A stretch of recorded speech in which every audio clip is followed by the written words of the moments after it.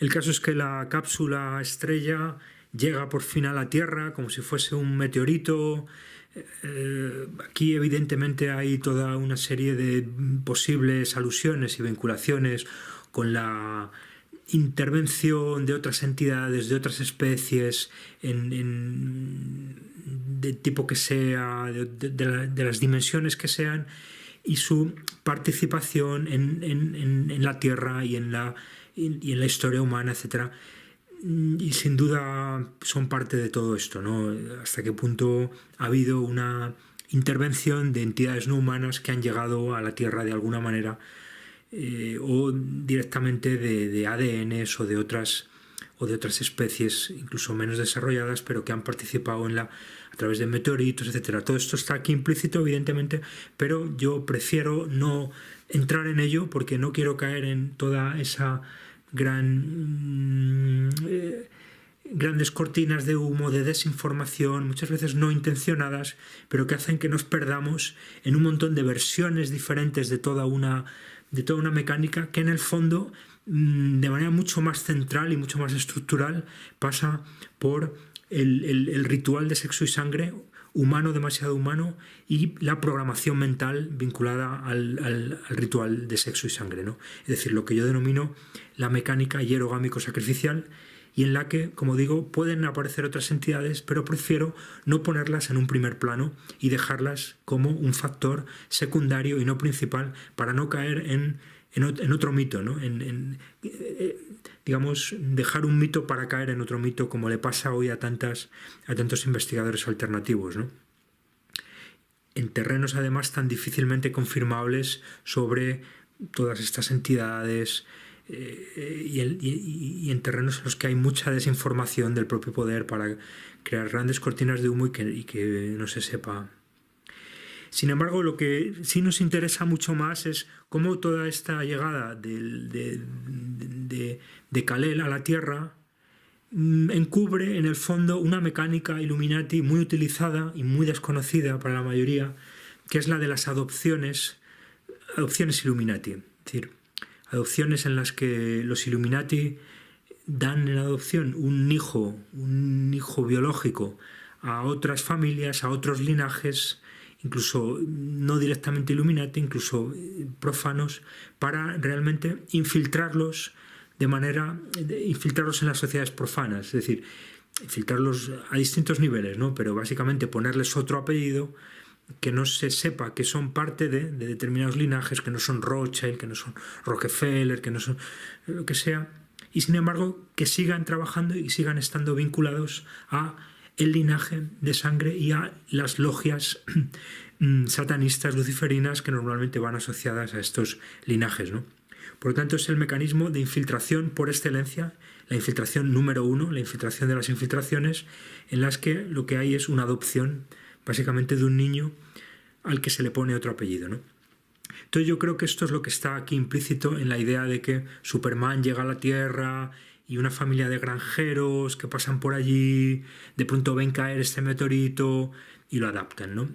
Entonces vemos como sobre todo la mujer, que es una mujer ya de avanzada edad, no han tenido hijos, se supone que porque eran estériles o lo que sea, pero curiosamente aquí volvemos a encontrar un tema muy conocido de la Biblia, de todas esas mujeres bíblicas, las Saras, las Rebecas, las Anas, las Isabel. Pensamos que Ana es la madre de María y María es la madre de Cristo, o sea que desempeñan un papel súper central, ¿no? Y sin embargo ya estamos en esta idea de mujeres muy, muy mayores. Ana o Santa Ana es una mujer muy mayor, estéril, que no puede tener hijos, entonces luego se presenta al Señor y anuncia que va a tener un hijo, va a concebir un hijo inmaculadamente y tal. A nosotros todo eso nos parece una cortina de humo, que en realidad siguen siendo encubrimientos de estas mecánicas de infiltración de los linajes de poder en otros linajes menos poderosos, que utilizan como frentes y por lo tanto en un momento dado los utilizan, digamos, como tapaderas, como frentes, y en situaciones de crisis, en situaciones, digamos, muy críticas de la historia, los sacrifican literalmente. Es decir, pueden llegar a sacrificarse hasta ciertas capas de esa gran cebolla de encubrimiento del sistema, pero no llegarán a la capa más profunda, ¿no? Se entiende esta lógica, ¿no? Y esa vinculación entre esas capas se hace a través de estas técnicas de infiltración, no solo de adopción, y a través de un ritual, una logia satanista, es decir, un ritual de sexo y sangre y una programación traumática que mantiene tensa toda esa, digamos, sociedad paralela, sociedad iniciática que se superpone y se infiltra en la sociedad profana. De hecho, aquí nos parece que sigue habiendo ciertas alusiones a la falocracia en la forma que deja la cápsula estrella al caer en la Tierra, ¿no? Y dejar un surco muy profundo en la Tierra que luego se ensancha en el borde donde aparece esa bola, ¿no? Que es, yo creo que todo esto tiene un simbolismo muy de inseminación, ¿no? Estábamos hablando de infiltración o de inseminación, incluso pensemos en la posibilidad de que son otras entidades no humanas. Es decir, pero yo creo que aquí hay toda una vinculación con el simbolismo de lo fálico, del falo que penetra la tierra, que es un tema muy, muy utilizado en las religiones primitivas, en los cultos de los misterios. También aquí luego veremos cómo Clark, al que se va, Kal-El, que luego lo llamarán Clark Kent y que es Superman, se despide de su madre precisamente en un campo de cereal, ¿no? Otra vez la alusión a los misterios, al trigo o al cereal que sea, ¿no? Pero los rituales de la fertilidad, la fecundidad de la tierra, todo esto nos parece que está aquí implícito, y hay también esa idea de que de alguna manera el padre va a tener que dar continuidad a esta mecánica de traumatización, es decir, a esta falocracia, donde es el falo traumatizador, primero amamantador y luego sodomizador, pero también en las mujeres falo violador, falo desvirgador. Esta falocracia, que es en última instancia es la primera, pero nunca deja de estar presente en lo más profundo del poder real en la sombra.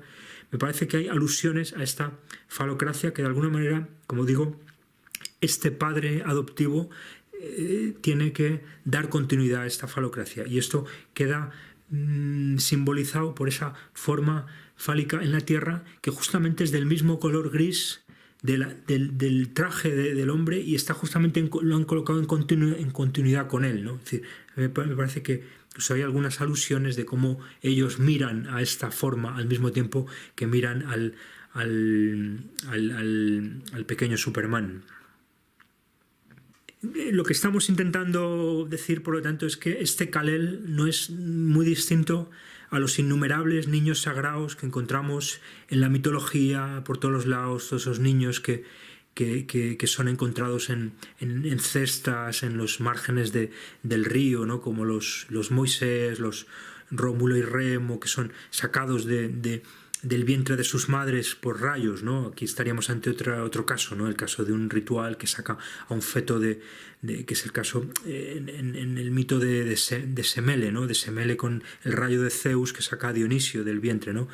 O el caso de los niños que son amamantados por lobos, ¿no? Por lobas. Otra vez aquí se funde en el caso de Rómulo y Remo, de la cesta en el río, con el amamantamiento por las lobas, ¿no? Pero todos estos casos, en el fondo, están encubriendo, porque el mito siempre es un mecanismo de encubrimiento y también un disparador de control mental, están encubriendo toda esta mecánica a la que me estaba refiriendo de adopciones de unos linajes de poder en otros de un poco menos de poder que actúan como frentes, ¿no? Y en los que se infiltran estos vástagos de los linajes superiores. Por eso Kal-El, cuando llega este matrimonio y ve que hay allí un niño, abre los brazos y los coloca en forma de cruz, y el padre exclama: «Dios mío», ¿no? Porque estamos un poco ante esa lógica del niño sagrado, ¿no? El niño sagrado, que en el fondo también es la del niño Jesús, que nace en un pesebre rodeado de animales, etcétera, etcétera, ¿no? Aquí, de alguna manera, lo que han hecho es vincular muchos de estos temas, ¿no? Vincular el tema de la estrella anunciadora, la estrella que en un momento dado se conjuga, una determinada estrella de una determinada constelación astral, que a su vez nos lleva al tema de la vinculación con otras entidades, con otras partes de la galaxia, ¿no? Hasta qué punto son justamente esas constelaciones astrales las que hacen posible la comunicación, ¿no? Porque se generan determinadas energías, determinadas vinculaciones que hacen posible que haya comunicación efectiva entre distintos planetas de distintas constelaciones, ¿no? De ahí la importancia en todos estos rituales de estas conjunciones astrales, ¿no? Y de ahí la importancia, de nuevo, en que en estos nacimientos aparezcan estas estrellas que el mito las muestra simplemente como estrellas anunciadoras que siguen los Reyes Magos, etcétera, pero todo eso vuelve a ser, digamos, una versión popular para las masas, pero a un nivel más profundo nos están hablando de estas conjunciones astrales en las que se articulan determinadas vinculaciones y nacen, o mejor dicho, se hacen nacer, porque en la mayoría de estos casos estamos hablando de niños prematuros que son partos provocados en el marco de rituales traumáticos, y niños que normalmente también son traumatizados en los fetos para hacer de ellos ya desde pequeños múltiples, disociados, psicópatas que luego pueden encarnar una posición en la jerarquía psicopatocrática inhumana basada en la gran carnicería de ganado humano. El caso es que el matrimonio de granjeros decide quedarse al niño. Le van a decir a los vecinos que es un sobrino de una hermana que ha muerto, etcétera. Pero básicamente es todo lo que estamos diciendo, ¿no? Todo esto está aquí encubriendo casos que encontramos de manera muy concreta en figuras como Abraham Lincoln, como Adolf Hitler o como tantos otros que en realidad eran, digamos, parte de linajes de poder, pero infiltrados en las sociedades, haciendo un papel para manipular los acontecimientos y para que pareciera lo que en realidad no eran, que era gente trabajando al servicio de la gran agenda Illuminati. Vemos ya desde un principio como este Kal-El, ¿no? Tiene habilidades extraordinarias, ¿no? Sube el camión que se ha pinchado una rueda y los padres se quedan alucinados, ¿no? Aquí de nuevo lo que es importante comprender es que hay muchos factores en juego. Está el que vengan de determinados linajes con determinadas cualidades especiales, el que vengan de determinados grupos sanguíneos, los grupos negativos, ¿no? Suelen ser los que suelen funcionar mejor a nivel de esta traumatización y de esta disociación, pero lo importante es comprender que todo esto sigue estando inscrito en el marco del abuso infantil, por lo tanto del falo, de la falocracia y de la traumatización en el marco del ritual, donde se trata de convertir al niño de víctima en verdugo, ¿no? Es decir, todas estas capacidades extraordinarias están muy bien y hay determinados factores que las facilitan, pero sobre todo tienen que ver con la traumatización. Aunque parezca una paradoja, es haciendo daño, es provocando dolor, es provocando trauma, como se consiguen, digamos, extremar estas habilidades extraordinarias, ¿no? Y esto nos lo ha contado en concreto Jolene Jojo Sivaker recientemente en el programa de Juan Lankamp, como ella era una niña que ya nació con cualidades extraordinarias psíquicas, pero precisamente por eso la traumatizaban y la torturaban más y la metieron en el programa MK Ultra Monarch para aprovechar esas cualidades en el marco de programas gubernamentales, militares, etcétera. Y en definitiva es como hacen supersoldados, ¿no? Porque como estamos diciendo, Superman vendría a ser una especie de tapadera de los supersoldados reales creados en las agencias de inteligencia y en el ejército. Y, como digo, también un mecanismo de programación para estas mismas víctimas MK Ultra, ¿no? Al mismo tiempo, ¿no? Pasa el tiempo y vemos ya a este Kal-El, ¿no? Que luego vemos que se le va a llamar Clark Kent, vestido de rojo. Otra vez, nos parece que el rojo, bueno, aparte de toda esta idea que hemos contado, ¿no? El rojo es el ritual de sangre, el azul es la pureza, ¿no? Ese doble juego con el que están siempre permanentemente jugando, ¿no? Es decir, lo más puro en realidad es lo que dentro está cargado de mayor corrupción, es decir, las grandes iglesias son donde está verdaderamente el gran satanismo, ¿no? El Vaticano es el gran centro de satanismo, ¿no? Desde hace mucho, ¿no? Es decir, ese doble juego, ¿no? De la pureza y de lo que hemos hablado tantas veces, ¿no? La virgen cristiana que es también virgen pagana, ¿no? Es decir, la prostituta sagrada que es también virgen, la víctima de abuso que luego disociado es el más puro, etcétera, ¿no? Entonces ese doble juego son el rojo y el azul. Pero aquí el rojo nos parece que alude de manera mucho más marcada a toda esa idea de la oposición controlada, ¿no? Que no deja de ser el gran ritual que es una revolución comunista, que es una guerra, que es el rojo del comunismo, de la socialdemocracia, de todos ellos movimientos creados, controlados, infiltrados por los Illuminati como oposición controlada, ¿no? Entonces, aquí la idea de que este Clark, en el fondo, es eso, es un infiltrado que en un momento dado, pues bueno, va a jugar un papel, ¿no? Aunque luego se va a decantar más por el del superhéroe, es decir, el super soldado, pero muy bien podría ser el papel de un líder, de un Marx, de un Lenin, de un Bakunin, es decir, de todas esas figuras que han liderado movimientos de oposición controlada, ¿no? Luego vemos cómo a este joven Clark, adolescente, le marginan los compañeros del instituto, ¿no? Le tienen como aislado, se burlan de él, en fin. Esto también es parte de la programación Illuminati, porque precisamente, aunque pueda parecer una paradoja, lo que buscan los Illuminati es que a sus propios miembros de su secta Illuminati y a otros no Illuminati, pero que de hecho trabajan al servicio de la agenda Illuminati, a esclavos de control mental o a determinados personajes que están en el marco de logias, de sectas, de mafias controladas por los Illuminati.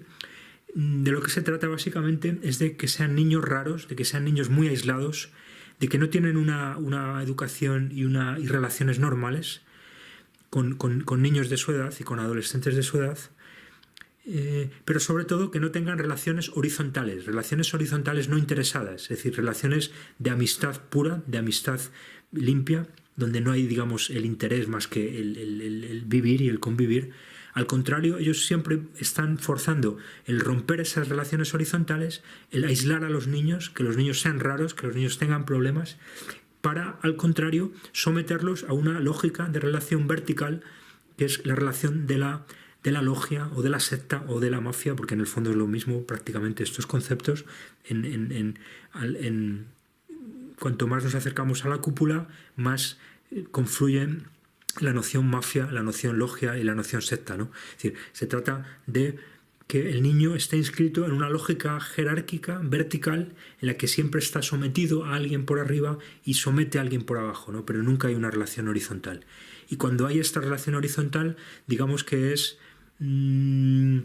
provocada y buscada intencionalmente para luego romperla, como hacen con la programación de gemelamiento, ¿no? Es decir, no es algo natural, es algo que buscan para luego pegar el bandazo, como hacen siempre, también a todos los niveles, a nivel de geopolítica, a nivel de pegar el bandazo, el otro, apretar el otro, empujar el otro platillo de la balanza y romper esa vinculación gemelar y provocar la traición del gemelo, ¿no? El sacrificio del gemelo, la agresión al gemelo, por lo tanto, hacer del niño un psicópata, ¿no? Y entonces aquí vemos que esto es lo que está pasando con Clark, lo están aislando, ¿no? Lo han dejado ahí solo, lo vemos en un momento dado en el marco de las porterías, no sé si se llaman porterías, los palos del fútbol americano, que en realidad creo que son una alusión a las dos columnas masonas, porque luego además vamos a encontrar muchas más alusiones, ¿no? Y confirman que todo esto lo está haciendo gente que sabe utilizar estos símbolos, ¿no? Y se los está contando a gente a otro nivel, ¿no? Luego vemos a Clark, cuando los compañeros le han dejado solo, correr a su casa, a la granja en la que vive, al lado del tren, ¿no?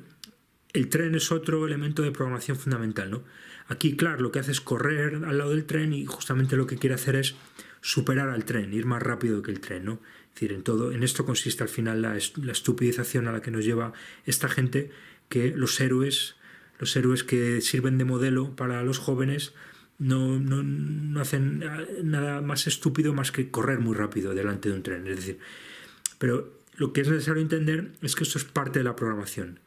Y por eso luego vemos cómo Clark salta por delante del tren, justamente por delante, se cruza con él, casi vemos que lo arrolla. Y esto es muy importante porque esta programación siempre lo que tiene que hacer es vincular el símbolo al trauma, vincular el símbolo a la sangre, al accidente, a la víctima, porque de esta manera funciona como disparador o como reforzador de programación, ¿no? Es decir, el símbolo no funciona solo, hay que asociarlo al trauma. Y aquí el tren se utiliza como programación, además porque los trenes son de alguna manera una especie como de arquetipo al que quieren que se parezca el esclavo o robot de control mental, ¿no? El tren sigue, digamos, un plan, ¿no? Prefijado, sigue un horario, tiene que salir a una hora y sale a una hora, tiene que llegar a una hora y llega a una hora. El tren no entiende de imprevistos, no entiende de cambios de clima, sigue siempre por una línea. El tren además no cambia él, es alguien quien le cambia, que le cambia las agujas, ¿no? Entonces, por eso es, digamos, una especie como de modelo muy interesante que utilizan los programadores, aprovechando además que hay muchos trenes y por lo tanto, pues lo mismo que hacen con los productos de consumo, con los osos Teddy Bear, con los Burger King, con tantas cosas que utilizan como programación, porque como están ya en el mundo y hay muchos, lo pueden utilizar y están permanentemente reforzando la programación. Y además, incluso los accidentes, que también algunos accidentes se producen de manera espontánea, refuerzan esta programación. Cada vez que aparece un accidente de un tren en los medios, esto refuerza la programación porque, como decimos, vincula trauma y símbolo, trauma y tren. Además de que en otras situaciones utilicen banderas falsas y creen accidentes aposta también en el marco de esta programación, ¿no? Ya hemos hablado un poco de ello en relación con los casos de Lucía Vivar, del accidente en la estación de Francia de Barcelona, del anuncio del gobierno catalán para el referéndum y tantos otros temas, ¿no? Que nos parece que todo eso no es casual y lo están orquestando gente de mucho nivel en el marco de toda esta programación de control mental.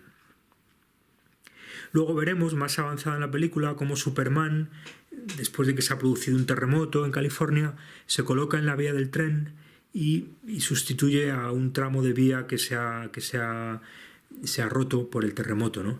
Entonces aquí volvemos a encontrar el tema del tren, ¿no? Y de hecho lo encontraremos más veces a lo largo de la película, ¿no? Lo cual muestra todo lo que estamos diciendo, ¿no? Que no es casual y que lo están utilizando de manera muy intencionada y repetitiva, ¿no?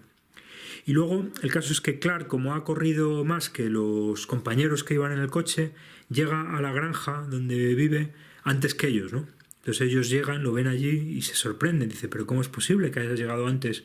Aquí otra vez estamos ante una cosa que el profano no entenderá, le parecerá pues como pues la ficción que es un superhéroe que corre mucho y llega antes que los otros, pero en realidad, como decimos, todo esto está funcionando siempre a varios niveles. Y uno de ellos es de nuevo el de la programación mental mediante trauma, ¿no? Porque hay que entender que estos programados funcionan como un poco al margen de las coordenadas espaciotemporales normales que tenemos la gente normal, estructurada, ¿no? Ellos pierden totalmente la noción del tiempo, la noción del lugar, no saben en qué día viven, en qué hora.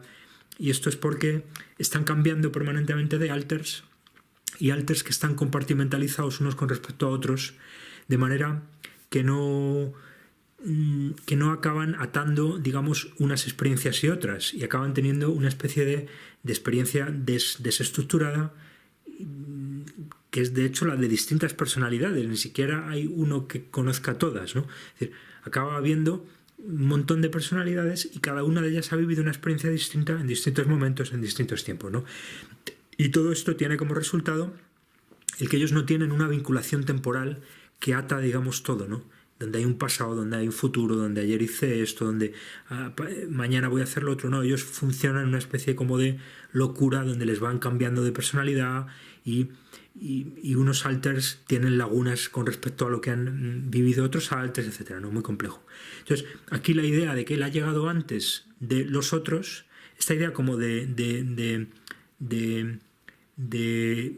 ilogicidad temporal, de que hay una lógica temporal que se ha roto, que para el profano es simplemente la que consigue el superhéroe Superman corriendo mucho, en realidad lo que está funcionando es, como digo, para programar y normalizar toda esta lógica para un esclavo de control mental mediante trauma, ¿no?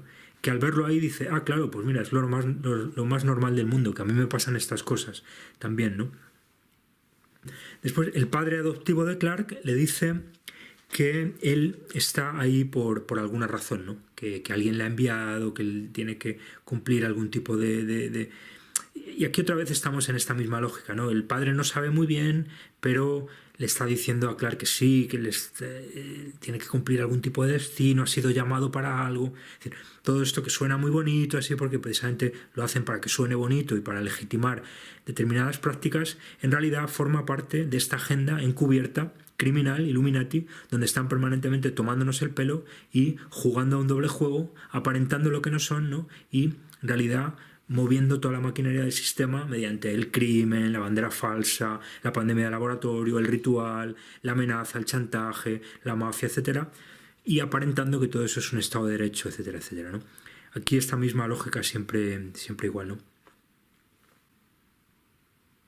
Después, en un momento dado, Clark se despierta en medio de la noche, cuando todavía está en la granja, y entonces acude al granero, ¿no? Y allí han escondido debajo de la tierra la cápsula con la que vino Kal-El a la tierra, ¿no? Levanta la lona donde está escondida la cápsula y aparece ahí otra vez la kriptonita, ¿no? La famosa kriptonita verde, que como hemos intentado mostrar es realmente el falo, es decir, con el falo me refiero a toda una mecánica falocrática y traumática de abuso, es decir, también no solo es el falo, también es el arma sacrificial, es decir, es el mecanismo de traumatización, es el mecanismo del ritual, es la programación, es la disociación. Todo eso es lo que yo creo que simboliza la kriptonita verde y que yo resumo en el falo de esta mecánica falocrática, ¿no? Y por eso no es extraño, como hemos venido mostrando, que aparezca con formas muy, muy alargadas, duras, punzantes, porque como decimos no solo es falo, también es decir, es falo violadores, falo sodomizadores, falo amamantadores, el falo violento y es el arma sacrificial, ¿no? Por tanto, aquí de alguna manera se confirma eso que ya decía su padre Jor-El al principio, que es que la herencia fundamental que le dejaba era eso, ¿no? Era el falo, es decir, y de hecho la herencia fundamental Illuminati, la herencia que tienen que digamos, dejarse unos a otros es esta mecánica falocrática, psicopatocrática y ocultocrática, que es el gran secreto que guardan y finalmente lo que hace mover el mundo, ¿no? Y que nadie imaginará que en el fondo las élites, digamos, sean tan pervertidas, sean tan perversas, etcétera, ¿no? Porque hay todo un lavado de imagen para, digamos, idealizar lo que está por encima de uno en la jerarquía y creer que aquello es impensable, etcétera, etcétera, ¿no? De ahí que veamos otra vez la kriptonita apuntando precisamente a él, ¿no? La han colocado justamente de frente, ¿no? Apuntando, es decir, una posición marcadamente fálica, como decíamos, ¿no? Y además aquí ya hay una cierta ambigüedad de hasta qué punto este falo es un falo, digamos, que le está traumatizando a él, o ya es su propio falo traumatizador el que ha encarnado esta mecánica, ¿no? Que este es un tema importante que vamos a ver ahora, precisamente, ¿no? El caso es que Clark ya le dice a su madre, ¿no? Después de que ha muerto su padre, que tiene que irse, que su misión le espera, etcétera. No le da muchas explicaciones, su madre no sabe muy bien a dónde va, etcétera, ¿no? Otra vez la misma lógica, ¿no? Todo esto tiene que ver con el encubrimiento, con la ocultación, con yo no te digo nada, con no te vuelvo a ver, es decir, porque en el fondo estos niños de adopción Illuminati siguen estando al servicio de sus familias, de sus linajes, de sus logias, y de hecho eso es lo que también simbolizaba la cápsula enterrada en el granero, ¿no? al que acude el niño por la noche, ¿no? En una hora, digamos, intempestiva, etcétera, ¿no? Está simbolizando precisamente el ritual oculto al que, digamos, estos niños y estos miembros de los linajes tienen que seguir participando, porque en definitiva es lo que tensa toda esta lógica, ¿no? Es decir, es esa lealtad, esa obediencia, ese secreto que se le debe al linaje y a la logia, es fundamental y es lo que tensa toda esta estructura y hace que finalmente la familia, entre comillas, Illuminati, tenga más poder que cualquier familia profana, ¿no?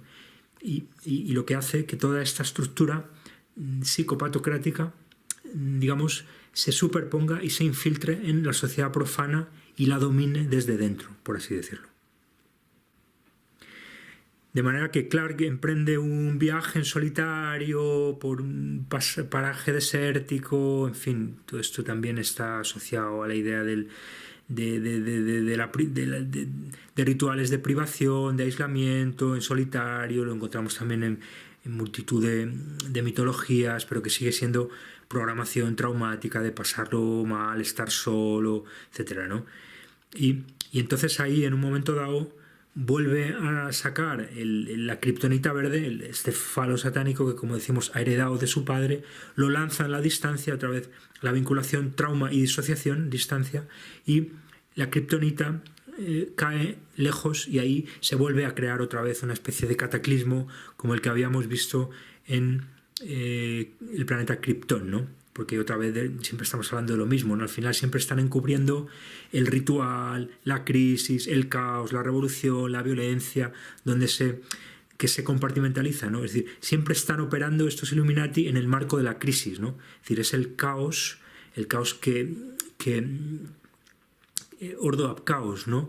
El orden se consigue a partir del caos, hay que trabajar el caos, hay que dominar el caos, que es justamente lo contrario que luego tratan de, digamos, normalizar y considerar que es lo normal en las sociedades profanas, que es el orden, es decir, el orden establecido, la norma, también la ley, etc. Siempre hay una lógica de oposición total entre esa mecánica que siempre opera en el marco de la crisis, en el marco de la violencia, en el marco del ritual, en el marco de la sangre y del sexo, pero instrumentalizado al servicio de una agenda que luego instituye el orden, ¿no? Esta inversión radical de lo que normalmente nos cuentan, que es al contrario, de que hay un orden y la crisis es la excepción, es al contrario, ¿no? En realidad es al contrario, como digo. Y entonces aquí volvemos a ver un poco los mismos temas, ¿no? Que confirma que todo esto está muy intencionado y no han dejado nada al azar, ¿no? Vuelven a aparecer los mismos símbolos, las mismas formas diagonales, estos cristales translúcidos que surgen de la Tierra en diagonal, que antes decíamos que aludían a estas formas fálicas, etc. Y que aquí conforman una especie de edificio, que es una especie como de pirámide truncada Illuminati, más o menos desdibujada, etc., ¿no? Clark se introduce en esta especie de pirámide truncada y ahí va a volver a encontrar otra vez la piedra transparente que encontramos al principio y que, como vimos, también era el falo traumatizador, en concreto del padre, ¿no? Porque nos parece que aquí lo que la piedra transparente está simbolizando sobre todo es el falo del padre y la piedra verde creemos que tiene más que ver con el falo satánico, con el falo de la logia satánica, porque precisamente estas transferencias de Zoes, desde la familia biológica a la familia sectaria, a la familia de adopción de la logia, es una transferencia que se da en el marco también del ritual de la traumatización y de la disociación, y por lo tanto del falo traumatizador, ¿no? De ahí que tenga mucha lógica que sea la misma forma transparente que luego se ha hecho verde, ¿no? Que es una especie como de salto cualitativo, ¿no? Y lo volvemos a ver en situaciones muy sospechosas, ¿no? Lo volvemos a ver frente a la cara, se lo coloca frente a la boca, también frente al ojo, ¿no? Ahora vamos a ver toda esa simbología del ojo, ¿no? De hecho, justamente cuando se coloca frente al rostro, tapándolo literalmente, esta kriptonita, este falo satánico, este falo amamantador en un principio, luego falo sodomizador, justamente ahí vemos también muy iluminado el ojo derecho solar, muy, muy oscuro el ojo izquierdo lunar, ¿no? Esa idea también de la disociación que se acaba, digamos, reflejando en los ojos, ¿no? Aunque a veces también es al contrario, ¿no? Son precisamente desde los ojos desde los que se produce la disociación, ¿no? A través de, digamos, sometimiento a estimulación perceptiva distinta en los dos ojos, ¿no? Tanto distinta porque es de más luz, de menos, de más ritmo, de menos, como porque en una hay cosas agradables y en otra hay cosas desagradables. Es decir, porque hay un ojo sádico y un ojo masoca, en definitiva, ¿no? Que es la clave, yo creo, para entender esta lógica del ojo Illuminati, que en realidad son la disociación del ojo solar y del ojo lunar, como veíamos antes. Entonces aquí vemos en el interior de esa pirámide truncada Illuminati, donde aparece de nuevo el Padre, vinculado de nuevo, como decíamos, al falo, es decir, aparece el espectro del Padre que es en realidad una disociación mental del niño traumatizado por el falo, ¿no? Recordemos, eso también lo ha contado muy bien Stanley Kubrick, ¿no? La vinculación de esta idea. Y en el fondo eso es el Dios trascendente judío-cristiano, ¿no?